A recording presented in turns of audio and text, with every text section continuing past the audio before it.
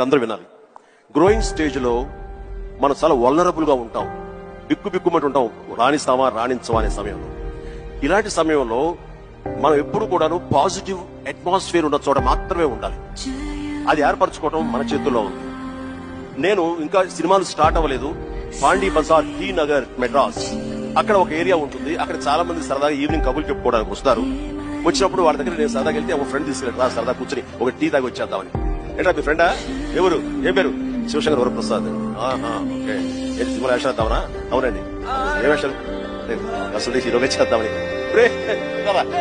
వీడు ఎంత అందంగా ఉన్నట్టు, ఫోక్లోర్ ఫేస్, ఎంత చక్కటి ముక్కు ఎక్కువ, వాడికే దిక్కు దివాళం లేదు, ఏదో హీరో అయిపోతుంది. అరే బాబు, ఎంత అదే పరిస్థితురా చాలే. ఎందుకు హుషారుగా వెళ్ళిన వాడిని తిరిగి ఎంతో నిస్సారంగా డల్ అయిపోయి రూమ్కి వచ్చాను.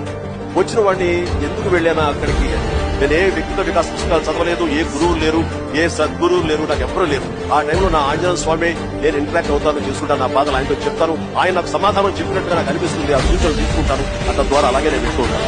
నేను ఎవరైనా ఫ్రస్ట్రేటెడ్ పీపుల్ అది వెళ్తే ఉత్సాహం చేసుకుంటావా? మరి ఇద్దరు కూర్చున్నావు కదా, సరదాగా మాట్లాడుకుంటావు కదా, నేను ఎంకరేజ్